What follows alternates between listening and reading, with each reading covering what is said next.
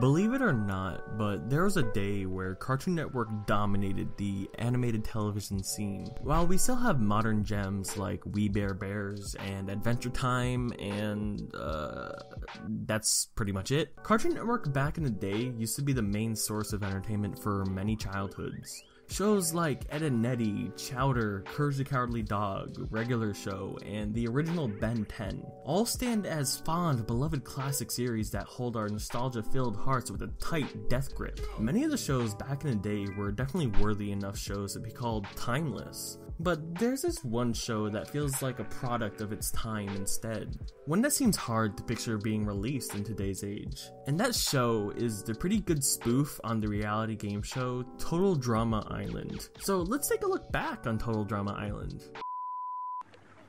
Yo! We're coming at you live from Camp Wawanakwa, somewhere in Muskoka, Ontario. I'm your host, Chris McLean. Dropping Season 1 of the hottest new reality show on television right now. This show definitely was a product of its time, and I think we should take a trip into the nostalgic world that was this crazy drama-filled ride. Even though there are still spin-offs and multiple seasons of this show that came after, I'm just going to talk about the very first season, because I haven't seen the other seasons, and they don't really feel all that distinct as the original season was. I call this a product of its time, since releasing it in this day and age, it would be tough to get away with a lot of its material, but we'll get into that. Total Drama Island follows 22 dudes and dudettes arriving to a pretty dank island where they all compete in a wacky reality game show. They compete in many challenges and trials that can distract us from focusing on ourselves. Sorry, I had a weird flashback to one of my other videos. They compete in a bunch of challenges that leads them to vote each other off in each episode. The remaining contestant, at the end of the whole competition, would receive $100,000 in fat stacks. Oddly enough, the actual voice actors and staff on the show had to sign real, non-disclosure agreements on who the winner at the end of the season would be. But I mean, it was kind of predictable to tell who the show would let win. Like, of course they choose the most beloved fan favorite that doesn't really spark any drama throughout the whole show. I'm going to die now. I'm going to frickin' die now. It's largely a main spoof on the show Survivor, which is a show basically like everything I just described. If I could change one thing about this tribe, that we could have cookies.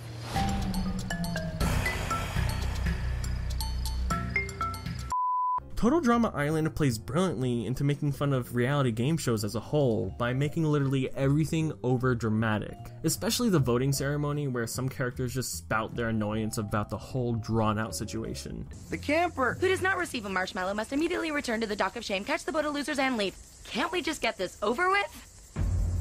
Fine, whatever, spoil the moment. It's a pretty good satire cartoon. Every character is dictated by one specific trait that they live by for the entirety of the show. But that's kind of the point of each character in a way, since it makes fun of the type of people you see on reality game shows. Beth is the wannabe, Bridget is the surfer girl, Cody is the geek, Courtney is the stuck-up girl, DJ is the sensitive beefcake, Duncan is the punk, Eva is the bully, Ezekiel the idiot, Jeff the funniest, Gwen the complainer, Harold the stuck-up guy, Heather the queen bee, Izzy the nature freak, Justin the hot one, Katie the friend girl of the other one, Lashana the girl with the attitude, Lindsay the dumb hot girl, Noah the schemer, Owen the adorable fat guy, Sadie the best friend, Trent the cool guy, and Tyler the jock. Like I said earlier, it was predictable to tell who would win from the start. Owen was the most lovable guy that literally never had any beef with anyone. So of course they would make the silent underdog the winner. The competitions were pretty amusing as well, taking advantage of the animation medium to take reality game show challenges to extreme heights, pun intended. It even makes fun of the way character commentary plays out in B-roll. In shows like Survivor or Big Brother, it's always confusing to when they actually recorded commentary to comment on what is happening in a challenge, or some rant they're having just whenever. Srinivasana, monkey pose, Banavasana, mana. Like, it's always obviously staged reactions and commentary. It's amusing in Total Drama Island how they place them in a gross outhouse and even get random animals and characters to appear in the booth for a quick goof. I like how in this one episode, every time it cuts between commentary and the current challenge, one character is mangled and it gives a nice little anticipation to see what the heck happens for that to happen. Or how it plays to the curiosity of what cameramen do during the whole competition by having them order pizza to annoy other characters. Like in the shows like Survivor where you always wonder where the food table is for like staff members behind the scenes on the island, and this show was amusing to make fun of that aspect. Like I said, it's a pretty good spoof on overly dramatic game shows. The animation leaves much to be desired though. It's kind of interesting how everyone is shaped so oddly, and how everything is pointy and made of triangles. The trees are triangles, this guy's collar is triangles, and a lot of boobs are triangles. I guess my point, it just takes a caricature of emphasizing people's body shapes to a very weird extreme, but it also makes the characters memorable and distinct in a way, so it gets points. I think that's what the other seasons are missing, because every time they introduce a new character, they don't really feel that special because they're not really being morphed in a weird way with special caricatures, like the original show has.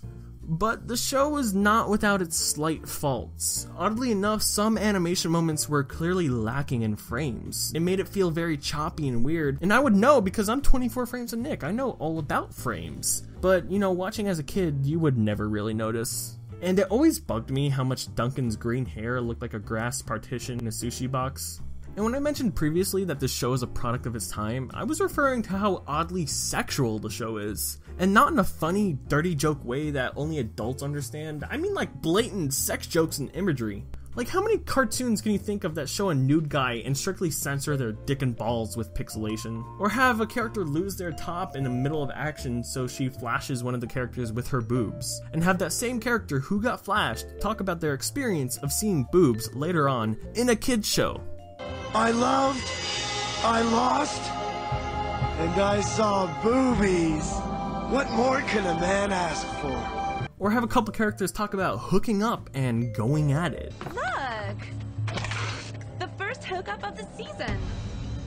Oh yeah, we were going at it big time. I need to swim just to cool off. Spicy.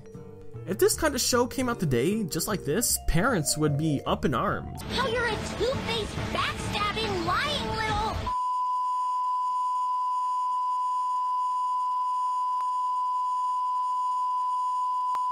But I'm really glad to have grown up with it. It was quite amusing and the most shocking thing to me before I discovered South Park as a kid. It's kind of weird at one part they strictly focus on one girl's defined butt. Like, I don't know, it's just odd for a cartoon marketed for kids to just focus on a butt. In Canada, for certain lines, they would strictly say things like testicles, but for the American release, they would change that to meatballs. Bring it on!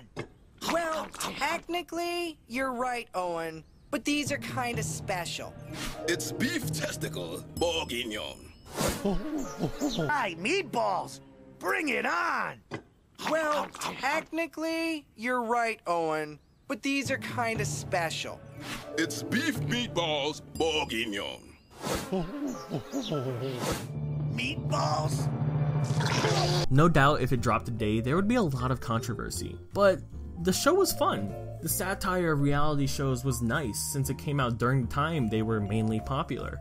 Releasing today, it wouldn't really get much traction, which is why you don't really hear anyone talking about the other incarnations, do you? Even with the specifically defined character traits, there were still some pretty cute and memorable moments held throughout the show. The host was very charismatic, largely due to the great voice acting from Kristen Potenza, voicing Chris McLawn, the host of the whole game show.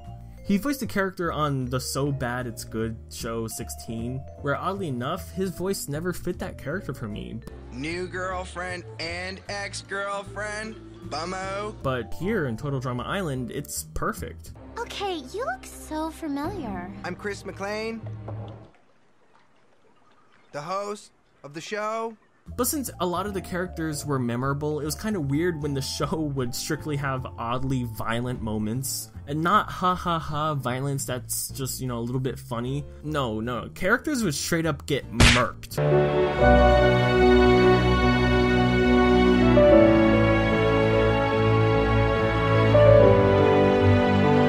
I haven't even talked about the opening song yet. Back in 2007, every single child in the world was singing the lines of this song.